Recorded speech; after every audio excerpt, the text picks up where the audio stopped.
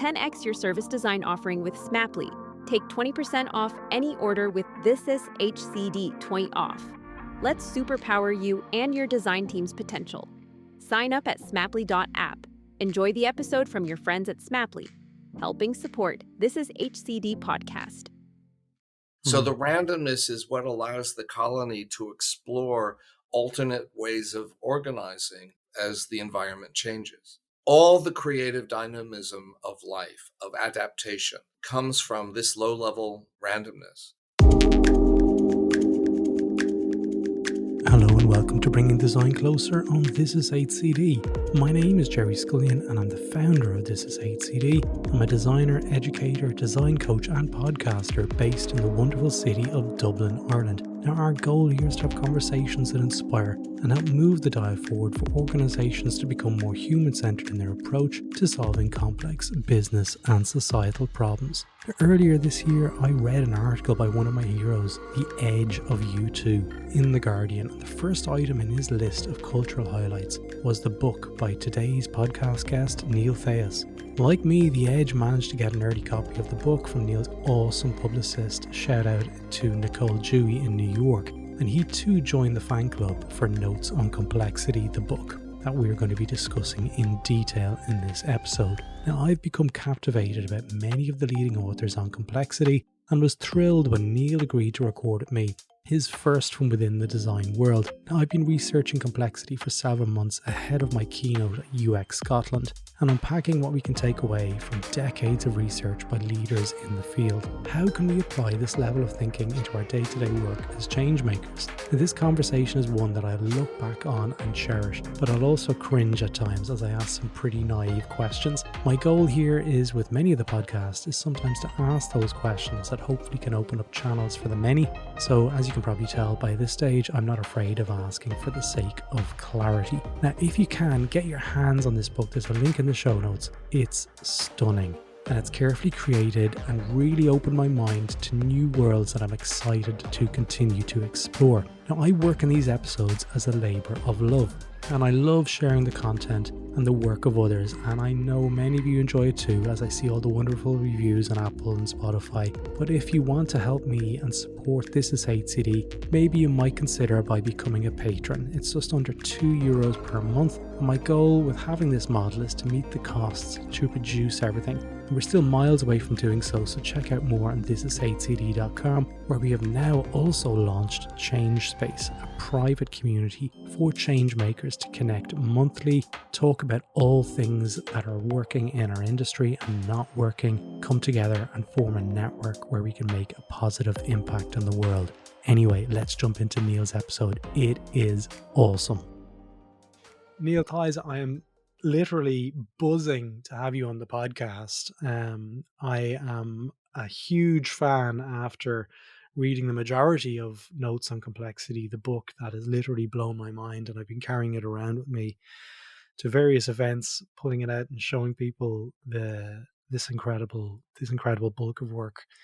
But for our listeners who aren't aware of who you are and what you do, how would you describe what you do, and where are you currently based? I'm based in New York City. It's hard to get it all down. Yeah. So my day job is I'm a professor of pathology at NYU Grossman School of Medicine in New York. I have a clinical practice which involves most of my daytime looking at diagnostic biopsies. I focus pretty much on the liver, though GI biopsies, the whole gastrointestinal tract, are sort of bread and butter too. And I work with the liver transplant team. A lot of my academic work involves liver disease, liver pathology, and pretty much human-centered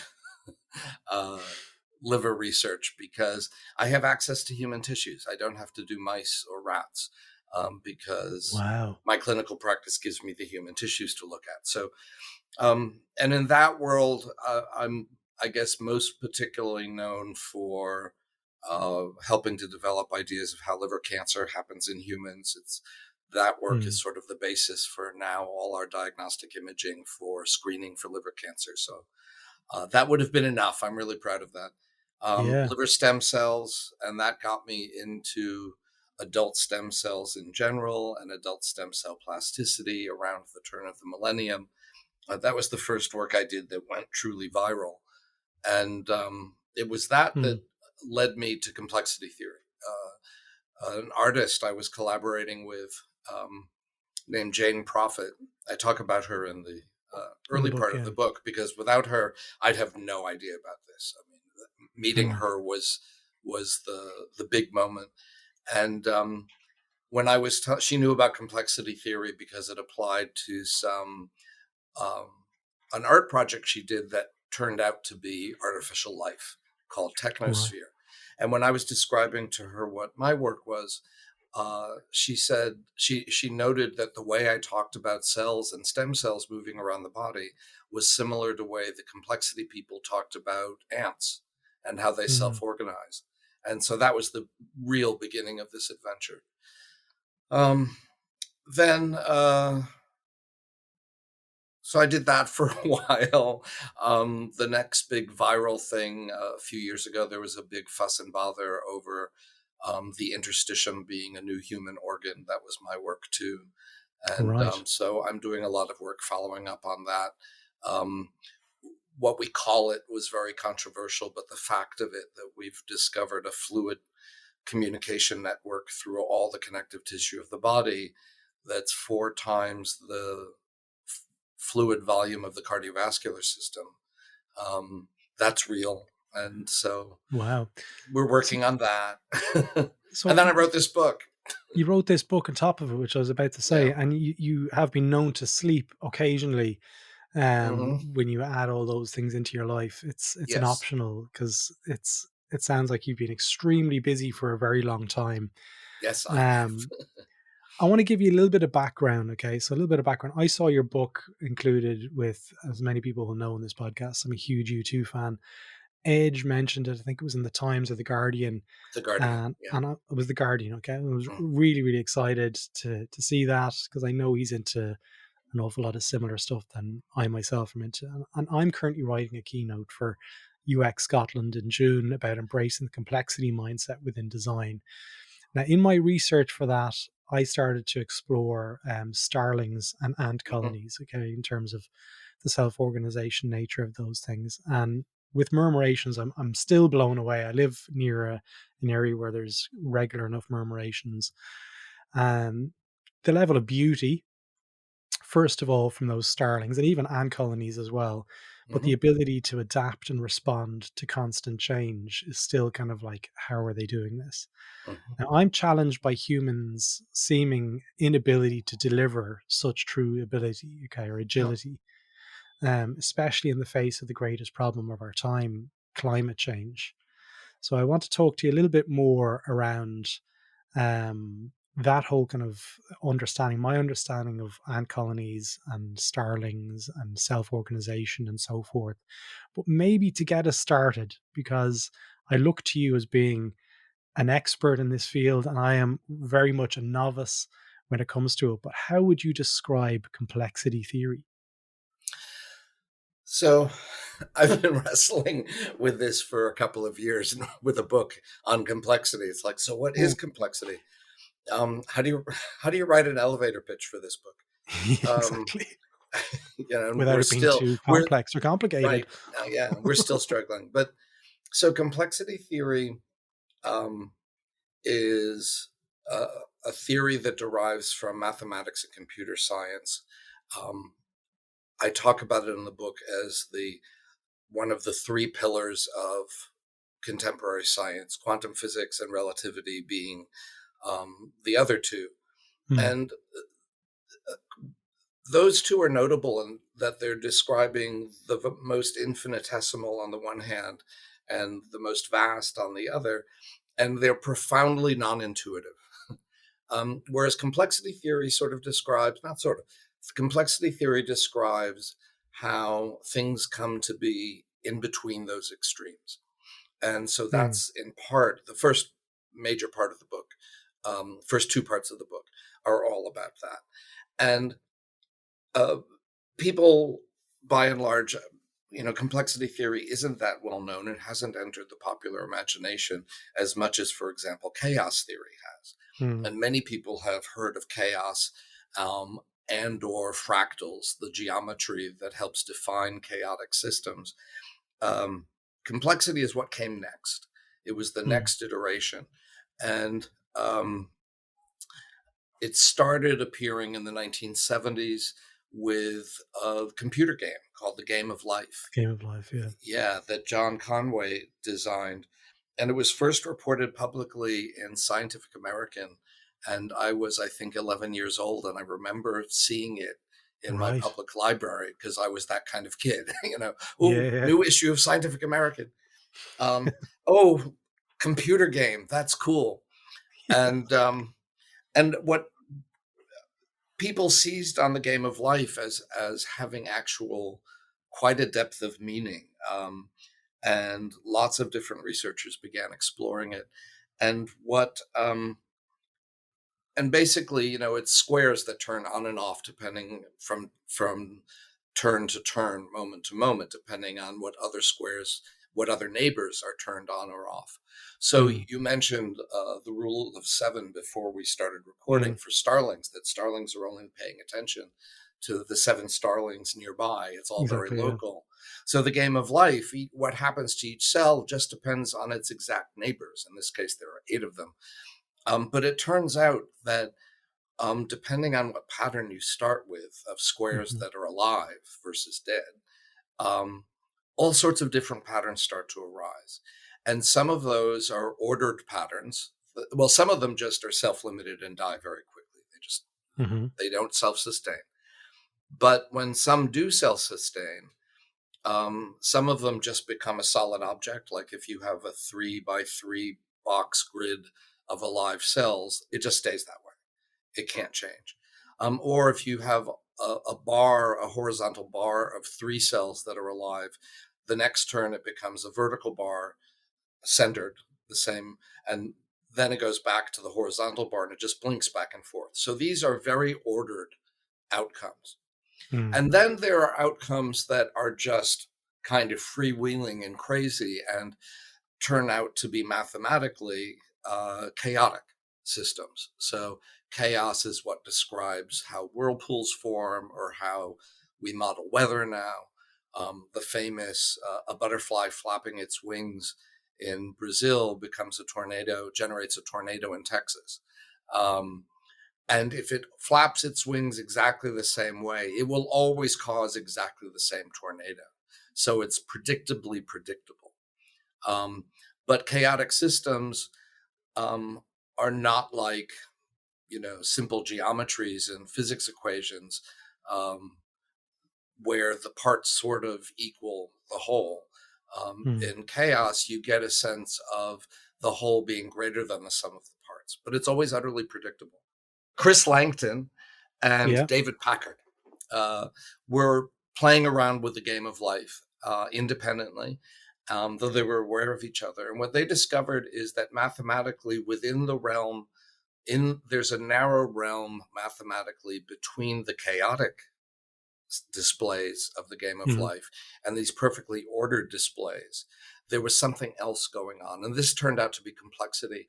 And so there's this famous phrase coined by David Packard that complexity is life at the edge of chaos. And they said life because it had all the features of living systems. And the concepts of artificial life, Chris Langton began as this study of this region. And like chaos, the whole is greater than the sum of the parts. But unlike chaos, there's an inherent unpredictability in it. And when you look at the patterns that emerge, I reproduce one of them, a static image from one in the book. They look biological. You just get flowers and fronds. And it turns out this is an information-rich zone of how the universe organizes itself. And The Game of Life turned out to be an early model of what is order in the universe? What are the possibilities? And between order and chaos lies this zone of complexity. That's where this zone becomes information rich. This is where the universal Turing machine is. This zone is actually a universal Turing machine, if you're familiar with Alan Turing's work. And what they came to realize over since then is that the principles that govern this zone, which are very, very simple and limited in number, are what describe life. All living things, how life arises, how life adapts, what structures life gives rise to. So murmurations of starlings, colonies of ants, human neighborhoods, cities, economies, cultures, civilizations, the entire ecosystem of the planet. And by extension, this is one of the main themes of the book. This is partly why I wrote the book, is it turns out you can describe the entire universe as a complex system. And the implications of that are profound. Does that help? So would it be fair to say that life is a cross-section of the chaos theory and complexity theory, or is that too simplified? That's too simplified. Life is what happens at the edge of chaos. Complexity is at that the grid edge. Yeah. The edge. Yeah. There was a bit in the edge. Well, there was a bit in the book where you mentioned about the evolution from the womb to the baby and how we're bounded by that in the early parts of our lives, where we can't tell the difference between, I think it was the wholeness and then the separation. It happens maybe around 18 months in terms of the life of a baby. Is that ever a case where it can return even in later life, or is that it's founded? No, sure. We get conditioned by our training, by our genetic endowment, to turn that off. And our current culture works very hard to keep us in that zone of separation. I mean, with the amount of information bombarding us from outside. Yeah. But then we have these technologies to reverse that.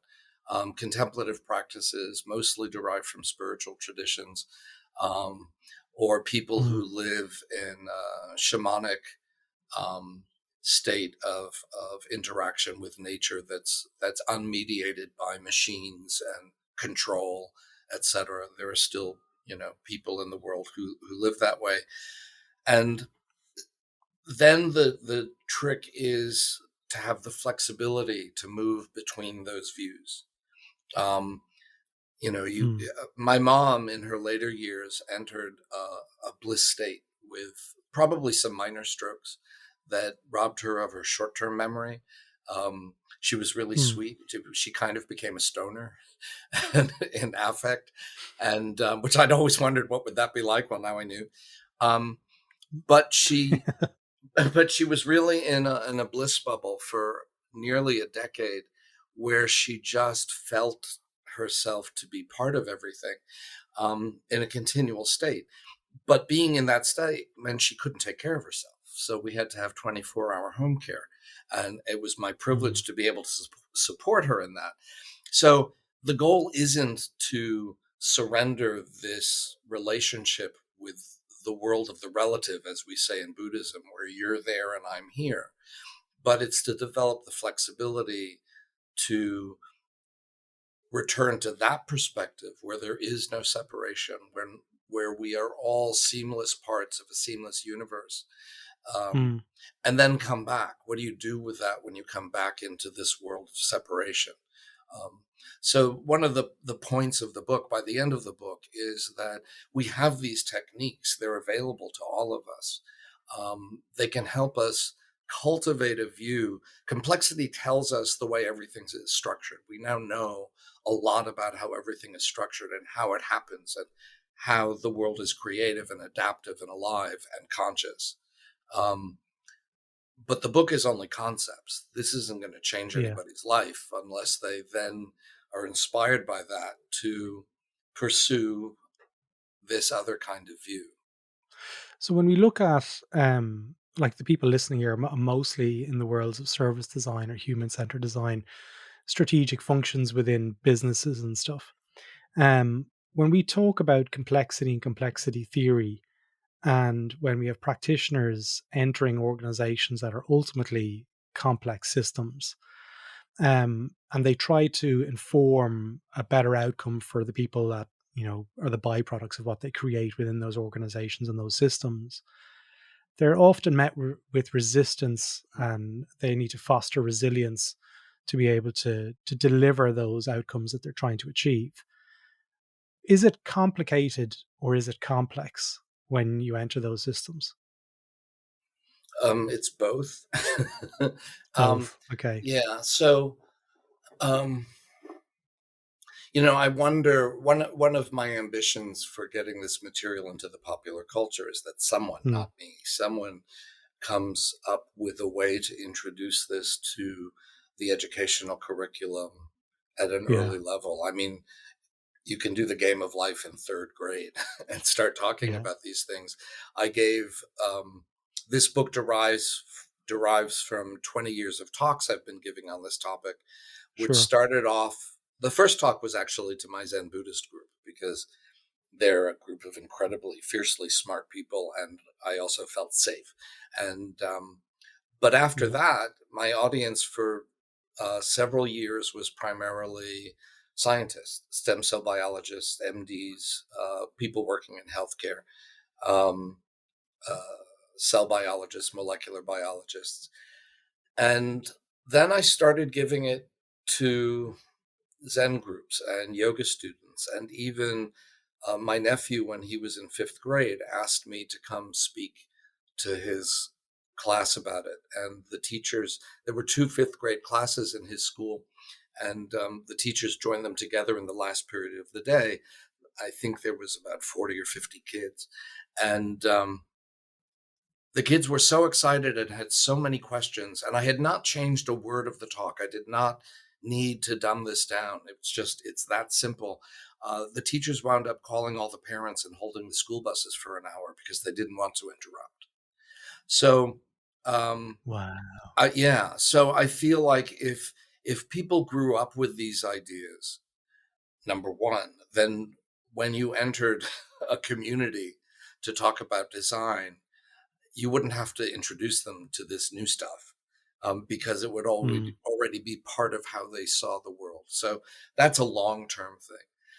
But when you come into an organization, the I talk about these easy principles. There are four rules that make us why starlings form murmurations, why ants form Hmm. colonies, why humans do what they do. They're all following four basic rules. Number one is that you need a certain number to become Numbers matter. complex. Yeah. So 3 ants don't make a colony, 7 starlings don't make a murmuration. Um, but if you have enough, um, then all the things come into play. And the more you have, the more complex.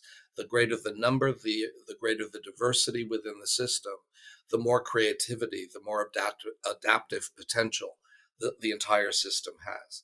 So Hmm. single cell organisms are not as complex as multicellular organisms. A village is not a city, is not a megalopolis. But the same Yeah. principles apply regardless of size. The only difference is how much complexity do you get? And by that, I mean how much creative potential, adaptive potential. So that's one. Can I just, on Um, that point, yeah. because I'm going to hang on that one for a little bit more, like, Hmm. I'm going to read out a bit of the prose from the book on that, Sure. because there's a few questions I want to talk about self-organization and how it, at a certain number, it kind of shifts. So, as you mentioned, there was four rules. Rule number one: there must be sufficient number of interacting parts to form a complex system. The standard mail order ant farm has 25 or so ants, all hard at work digging tunnels, creating food lines, and establishing a cemetery for ants that die. These behaviors are examples of emergent phenomena.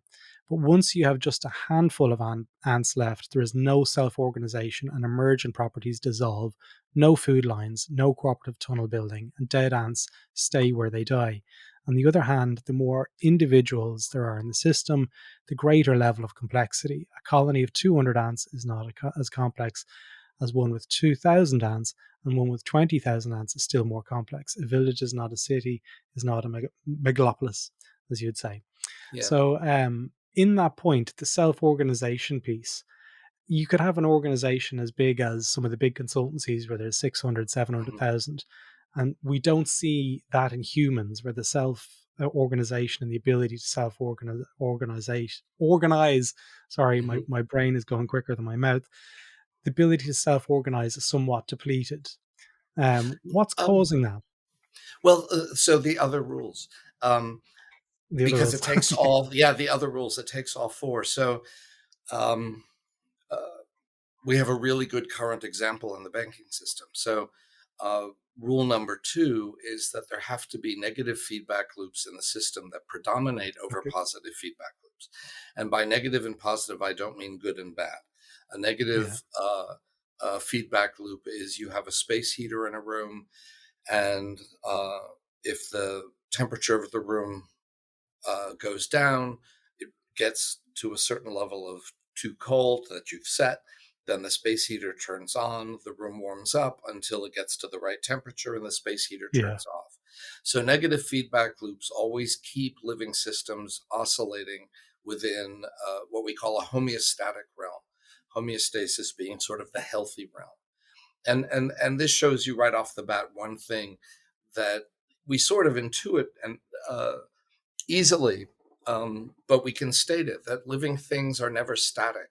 The only things that are static are dead. Living things are always oscillating. Now, positive feedback loops is, let's say you get a space heater that the warmer the room gets, the higher it turns on. So it gets hotter and hotter and hotter. You can have these in a complex system. For example, when we get a fever, that's exactly what happens. You have a positive feedback loop driving up the temperature, but then we have negative feedback loops once you've eliminated the infection to bring the fever back down to normal and restore things to homeostasis. So there's always a balance, and negative feedback loops have to predominate. I mentioned the banking system because we have all these, collapsing banks again, and we've seen this before, and these are vast scale. How many people are involved in a banking system? Millions of people. Everybody is involved in the banking systems. So the first time we had a huge collapse was the Great Depression. And they realized that there was unbridled speculation and greed. Consider that a positive feedback loop.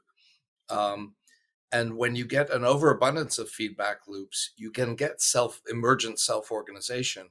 But instead of being creative and adaptive, it becomes energy expending and self-limited. So think of a tornado, a hurricane can be thought of that way. Cancer is something we've modeled in this way. So an economy, same thing. You just get this huge bubble, expansive and energy depleting, followed by collapse. It's self-limited. And so in America, they created the Glass-Steagall Act, which was legislative economic negative feedbacks. And this worked to keep the American economy lumbering along through all sorts of disturbances, World War II, the 1950s. It kept working until, starting largely with Ronald Reagan, but then being continued by Democratic presidents as well. They started whittling away at these negative feedback loops until suddenly we have the recession in 2008. Of course, we're going to have that because we've eliminated the negative feedback loops and the positives now predominate. And so you're going to get a huge bubble and then a collapse. That was 2008. Dodd-Frank rules in America come into play. The economy starts regulating itself in a healthy way.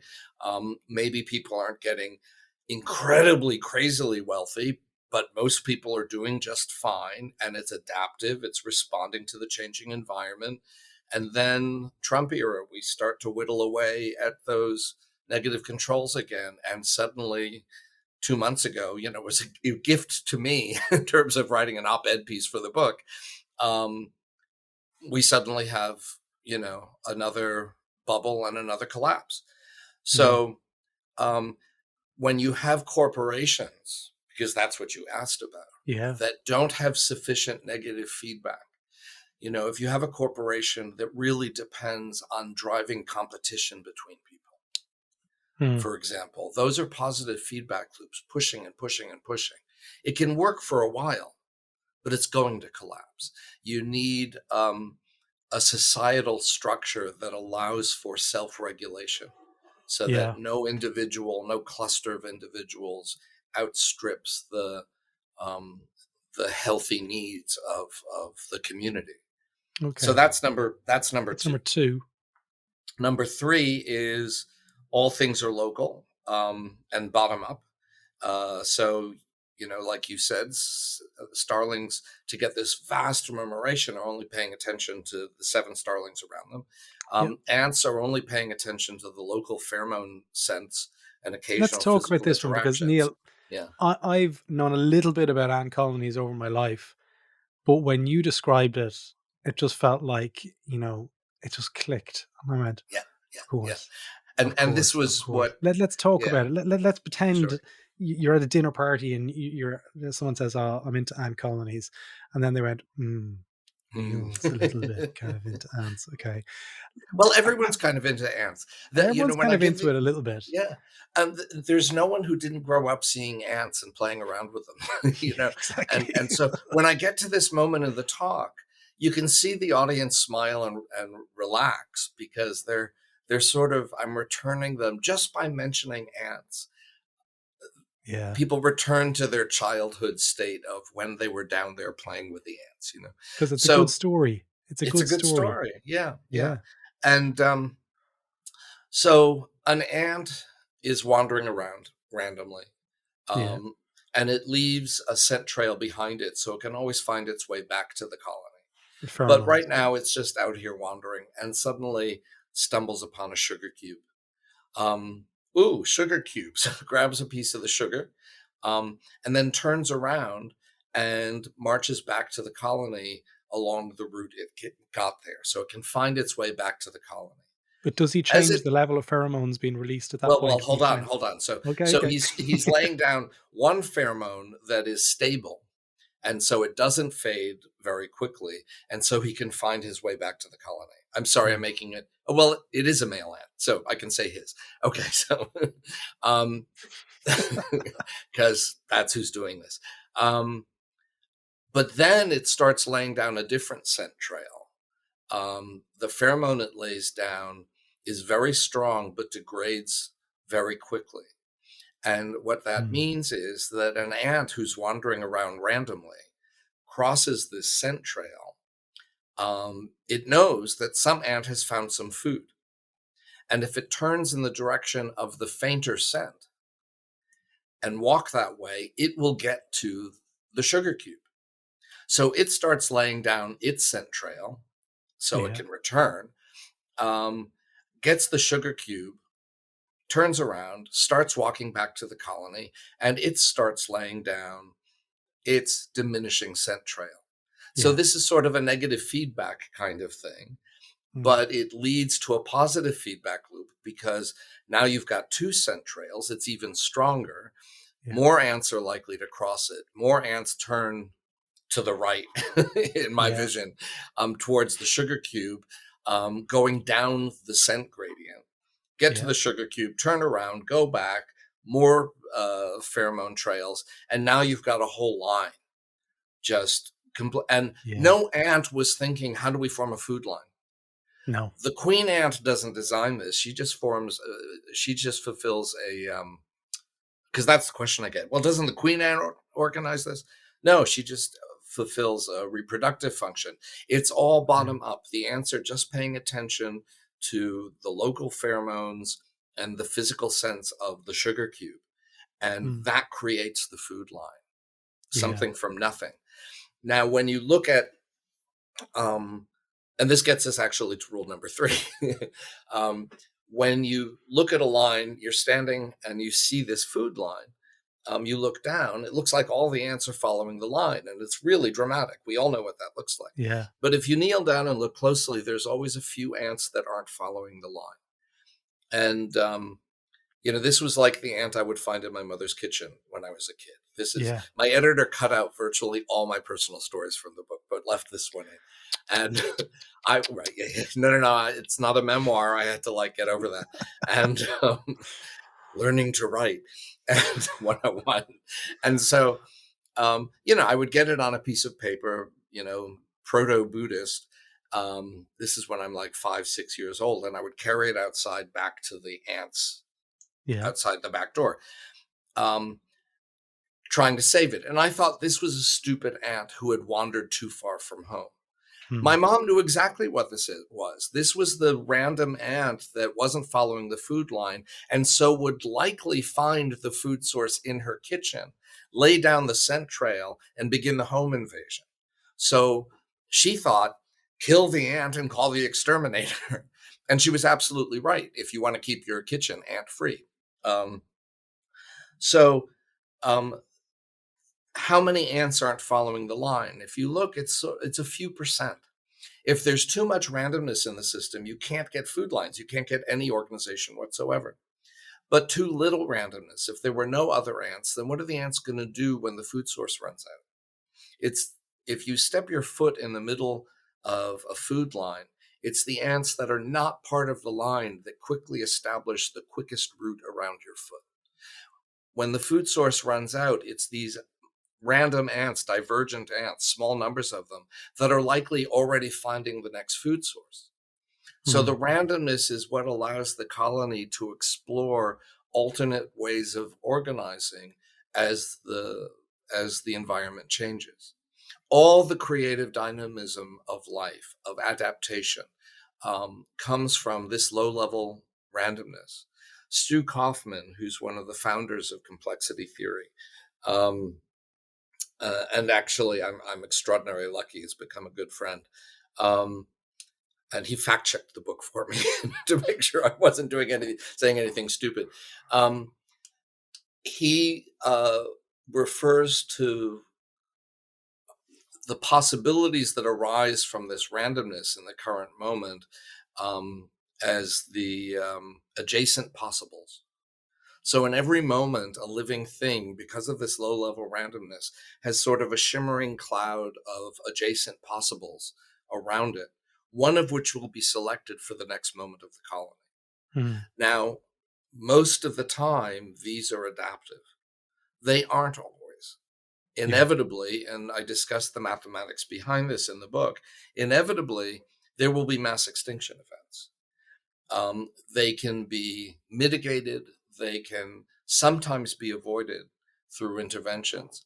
But given enough time, because the randomness that allows one to be alive and creative and adaptive necessarily will give rise eventually to a moment where everything collapses. And this has to do with the fractal mathematics at the edge of chaos, but that's enough. So coming back to the corporation, if there's too rigid top-down control that it doesn't allow some degree of nonconformity, it'll work for a while, but it's going to collapse. Took the words right out of my mouth. Sorry. I was literally just about to say that, and I was like, okay, well, it is your book. And that is really, really important. That randomness, as you would call it, gives kind of fuel for life as well in all aspects of life, which is really, really important. So when you look at cultures where there's such rigidity, like societal cultures, what do you say to those kind of cultures? Like, how can they release the randomness? Well, sometimes they don't, and then you have societal collapse, right? Okay. One of this idea that everything is local, you can have systems that appear top down. You take an autocratic society, take Tsarist Russia, with the incredibly rigid control they had, and that worked for a time, many lifetimes. It worked, but while they think, an autocrat may think they are overseeing the entire thing in a hierarchical sort of way, that they're at the top of a control pyramid that extends downward. The fact is, from a complexity point of view, there's no top, there's no bottom. They're part of a web. And that autocrat may have more connections than anybody else, but it's never may have more nodes in the society Mm. that it connects to and is monitoring, but it's never complete. There's always going to be someone somewhere, that divergent ant who figures out, let's try Marxism. And, Marx, what did Marx have to do with Tsarist Russia, other than that was an example of the thing he was writing about? But he's this Jewish guy, not in Russia, who writes a book, and somehow that book gets into the hands of Lenin. Yeah. I'm not exactly sure of the root of how all this happened. FedEx. Yeah. And no, I doubt it. And It'll never get there. Yeah, never gets there. But that was, and why did Marx write what Marx wrote? What was his upbringing, the people he met, the societal situations he stumbled into, which sparked his particular brain to think in this way? These are the kind of low-level, unpredictable things that happen all the time. The rigidity. Yeah. So yeah, that's leads us on to number 4 then. So 3 is everything is local, and 4 is the low-level randomness. Yeah, the low. And these aren't really any real order. I mean, these are just 4 principles. I talk about them in this way. You're working towards. Yeah. So when we're so looking at, so I was going to say, when I want to analyze a social situation, or I'm part of an organization where I have a say in how it might be behaving, I look for ways in which one of these 4 rules is out of kilter. Yeah. Are there insufficient negative feedback loops? Are there too many positive feedback loops? Do we need more members? Is there someone acting like they are in charge top down and squelching the bottom up creativity? Is there room for some randomness in the system? Not too much, but some. And so like the banking system, it's really easy to look at the collapse of the banks and immediately know this is a problem with feedback loops. Cancer is a problem with feedback loops. And all the new therapies are all about repressing the positive feedbacks in cancer and restoring the negative feedback loops. That's exactly what's going on. If you look at an authoritarian regime, how do we increase the randomness to come out from under the control, the top-down control? Edge it into the zone of creativity, and then the autocratic society will have a mass extinction event. But something new potentially can arise. A lot of the pieces here that we're speaking about so far to date is a miss of consciousness. So we're still to get to that point of consciousness. And then when you look at the definition of consciousness in the Oxford Dictionary, it says a state of being aware of and responsive to one's surroundings. How do you feel the interconnectedness between consciousness and the other 4 pieces? Well, what's the role there that you were talking about? Well, there are many sub-varieties of philosophy that talk about what the nature of consciousness is and how it arises. The 3 major ones that I talk about in the book sort of cover all the things that people take seriously in one form or another. The first is a materialist point of view. When I first learned about complexity theory, I was all in for this, that emergent phenomena always seem like magic. How does the colony arise? How does the murmuration arise?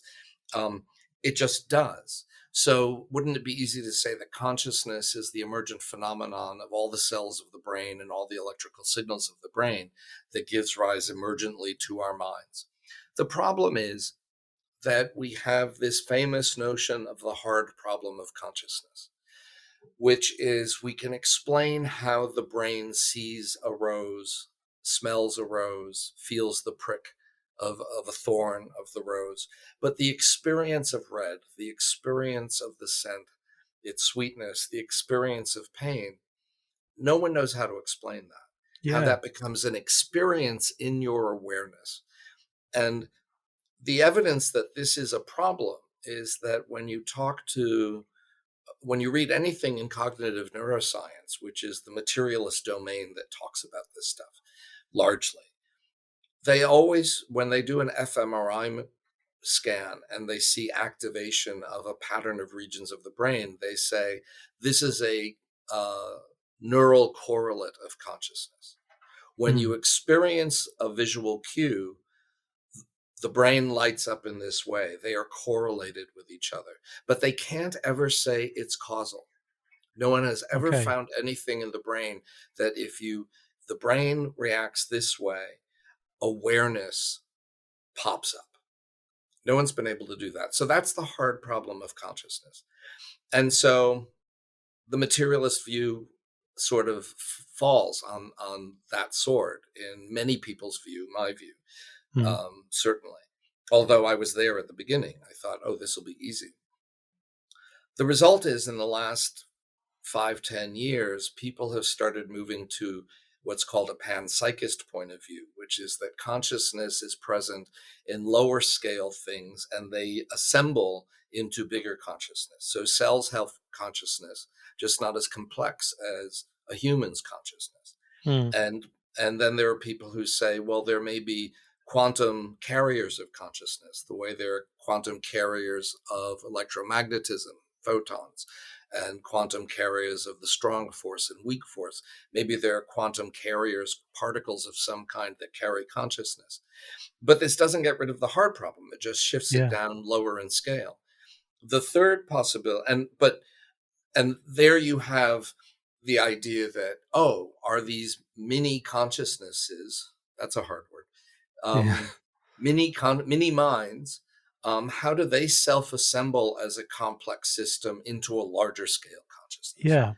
So complexity theory, again, comes in usefully here, but it doesn't get at the hard problem.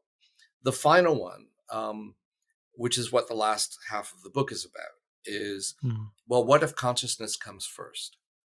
And the scientific opening for that is quantum mechanics. In response to the double slit experiment, where we know that if you look at a beam of light going through slits in a screen, if you look at it, the light behaves like particles and you get one result. If you don't look at it, it behaves like waves and you get a different result. A conscious observer is what defines the nature of reality in the present moment. And this is a tremendously deep concept, and it led Max Planck, the father of quantum physics, to say, you cannot get behind consciousness. What he means is consciousness has to come first in a quantum universe. And what I do with complexity theory, the first half of the book, is show that just as you have this quantum level complementarity, is light waves or particles or any other sort of thing you pair off in the quantum scale. Complexity shows that that kind of complementarity is throughout the universe, that all living systems are flush with complementarities. The example I use in the book is you have that classic image of two silhouette profiles looking at each other, two faces looking at each other. But the space between the faces looks like a vase. Is it two faces or a vase? You can sort of really only see one or the other, but you know a complete description requires both. What complexity shows is an ant colony looks like a solid thing from a distance, but when you go in close, it's not a thing at all. It's a phenomenon arising from smaller things, the interacting ants. As a pathologist, if I take an ant and put it down on a microscope slide to the cellular level, the ant body disappears as a thing. My body disappears as a thing. All of ours do. And it's just cells interacting. Well, are cells a definitive object? Real in itself? No, they're just self-organizing molecules of floating in water, et cetera, down to the quantum realm. So there is no thingness. There's no materiality. When you take quantum theory and complexity and put them together, all of this becomes this evanescent kind of thing. And leads one towards an idealist perspective, which is that consciousness comes first. So when we talk about consciousness, how do we can that be measured? Is what I'm trying to understand. Like, how do we know if it's present? Because Well, we're talking about theory here. right. Um, and the moment you say measurement, how do we measure it? You're How sort do we of know it's present?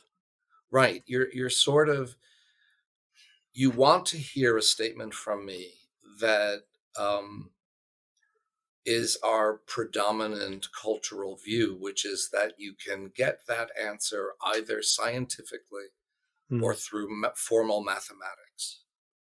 And what we already know from quantum mechanics is you can't get there from empirical science. The moment you try to do it, you change the system. Empirical okay. science, as we conceive it, requires you to separate subject and object. But once you get to consciousness, there's no separation of subject and object. So it's not amenable to scientific description. Okay. The mathematics, and this is chapters 9 and 9 10, and I 10. think. Yeah. Yeah. We thought that mathematics could do it, that you could have a fully developed mathematical system that could describe all existence and contain all possible mathematics in a consistent and complete way. But then we get this remarkable fellow named Kurt Gödel, who also I don't think has enough presence in the cultural mind.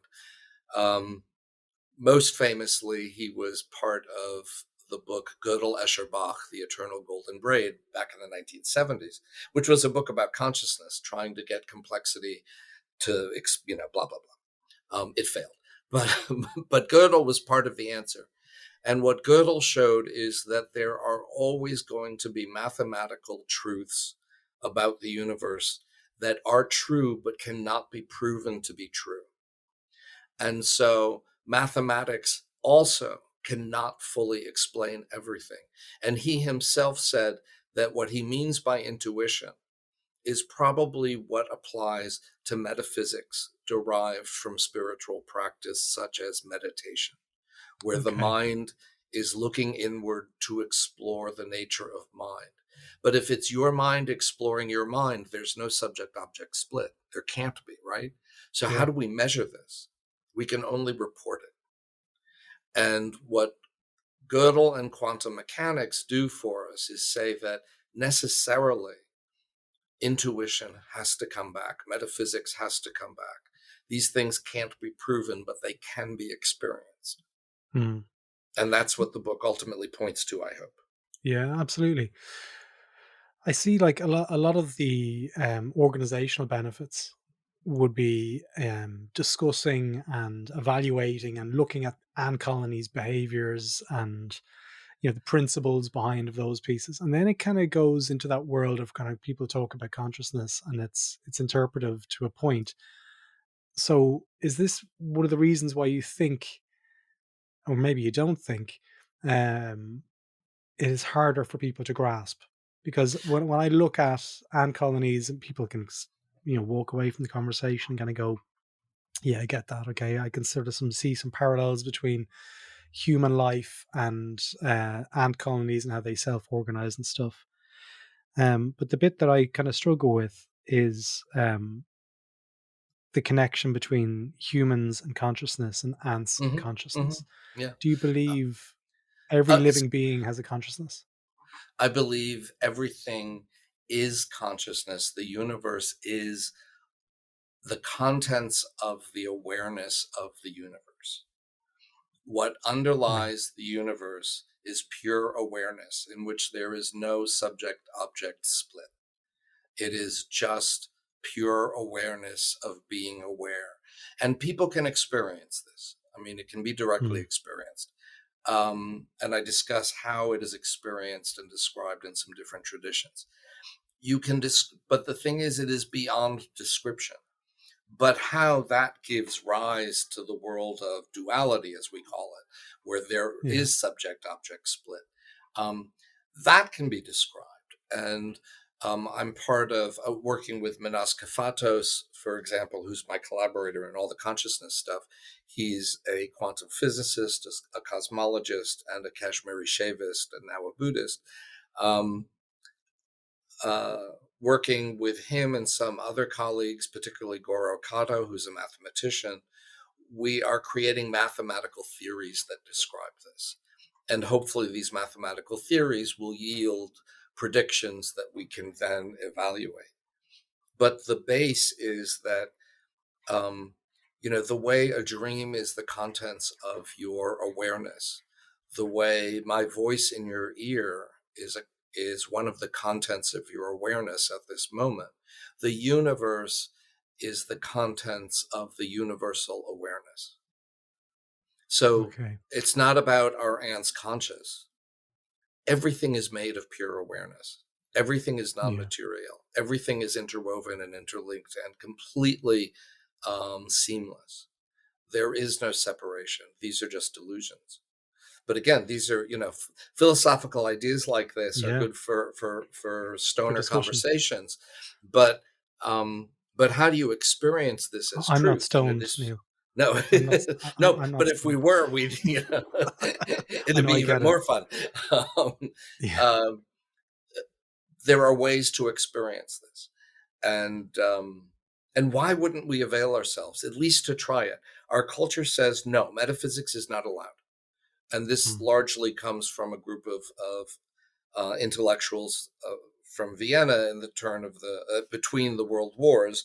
Gödel was part of this circle and then blew all their ideas to hell, to their dismay. And yet, partly because I go into the history in the book because it's kind of fascinating. The Vienna Circle, as they were called, were really aggressive about getting their ideas out there philosophically into the world. But then Hitler invaded Austria, and many of them were Jews. Even those who weren't Jews, people thought they were Jews, and they fled all around the world. And so they took up lodgings at Cambridge, at Oxford, at USC, at Harvard. And so we live in a world defined by the philosophy of the Vienna Circle, even though the Vienna Circle philosophy completely fails. Yeah. So your questions are, well, mathematically and scientifically, how do we define it? Wrong question. But the question is what we all ask, because this is how our culture views things. Yeah. So my hope when you learn about complexity theory, I can't prove that the idealist perspective is correct, although I certainly think so. But what I hope is to pull people forward from this adherence, this immersion in a materialist view that we just sort of imbibe from childhood automatically and go, oh, there are other possibilities here. And the world is more exciting than this allows it to be. The world is not a machine. It's not to be picked apart and figure out what the pieces are and then everything's predictable. It never will be that because things are alive and there's randomness, unpredictability. There was a part of the book that I read, and I had to read it 5 or 6 times because, as I was saying to you beforehand, I'd say I've picked this book up over 100 times. And I pick it up and I read a couple of pages, I get dizzy, and then I put it down again. And then I'm like, I'll go for a walk and I'll ponder what you've said. Like it is literally one of those books, folks. But I'm going to read this piece out, okay? It says, in complexity, however, while we can predict the emergence will occur, its precise nature can never be predicted, even if we begin with the same starting conditions. In complexity, the whole is unpredictably greater than the sum of its parts, kind of like the world, kind of like our lives. So when I read that, when we look at our roles as change makers in the world, because most people who I have on the podcast, nearly everyone, we want to create a better world. We want to create a better understanding. We're working to improve culture and human behavior and systems, moving away from toxicity and poor decision making, whatever it is we're trying to do. How should we interpret that last paragraph that I just read? Should I read it with optimism, or should I read it with somewhat kind of frustration? And I'd like to probably wrap it up at this point, because this is a please tell me it's going to be an optimistic ending. Please tell me. It's an optimistic ending, like being a physician. Okay, that's not an optimistic.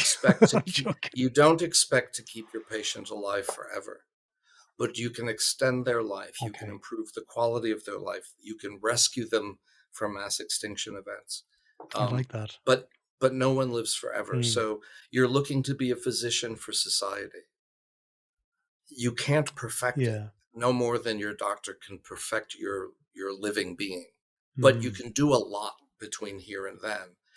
And you can recognize that whatever you accomplish is part of the larger whole in ways you can't possibly imagine or predict, that will play themselves out over generations and generations and generations in ways you can't even imagine.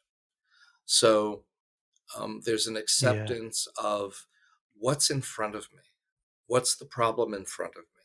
What can I do? The rules for analysis are helpful in that regard. So, and I use them, as I said, often myself to analyze either social situations or my own situations. And so everything's local. What's in front of you? What can you do about that? And then trust that in the larger scheme of things, if everybody did that, then we'd have a more resilient world. And what you're after isn't perfection. You're after resilience and creativity. Yeah. How's that? Neil, that is a fantastic way to wrap up this conversation. As we spoke before, I'd love to have you back on as this kind of unfolds itself. I know you're on a book tour at the moment. The book isn't out at the moment, and a huge thanks to Nora for sending me across an advanced copy of Notes on Complexity. You can pre-order it, though, I believe.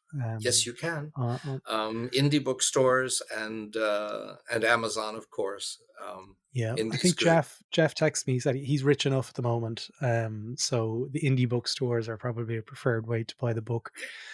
If we can ever send some money to the indie bookstores, we always try and recommend that. Exactly. And it's already arrived. It showed up on a bookshelf. I mean, in a bookstore in New York. I actually went to go and I looked at it, and someone else the same day said it arrived to them in Sweden. I don't know who they ordered it from. Yeah. So it's already starting to get out there, but the official launch is May 9th. Yeah. So here's my copy of it here, folks. It reminds me of one of my favorite Wilco albums. I don't know if you know the band Wilco. No. Do you know? No. There's a great band from Chicago called Wilco. Sky Blue Sky, the album cover from 2015's album, 2016 maybe. There's they have a bunch of starlings on the front of their book. But I'll go look.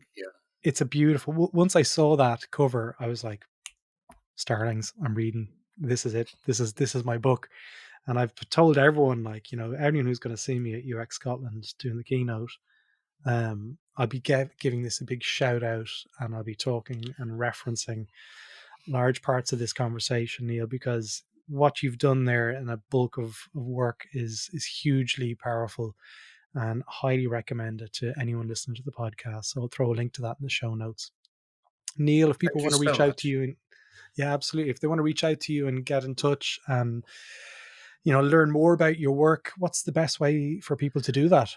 We're developing a website called neiltheiseofficial.com. I once had a neiltheise.com, but I was so bad about keeping it organized, I lost control of the domain. So now, because this isn't what I do. But now I have a team.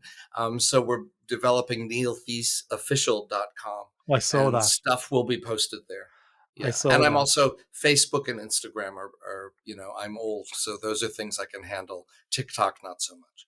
Yeah, well, it's been absolutely brilliant to chat with you today. I'll put a link to your new website up there as well in the show notes as well for people to click on, and also your Instagram as well, because it's good to put a face to the name and the voice as well. So Neil, thank you so much. I thoroughly enjoyed speaking with you. It's been absolutely mind-blowing, and I really appreciate you giving me all your time this morning. So my pleasure, Jerry. Thanks for having me. there you go, folks. I hope you enjoyed that episode. And if you enjoyed it and want to listen to more, why not visit thisishcd.com, where you can learn more about what we're up to and also explore our courses whilst you're there. Thanks again for listening.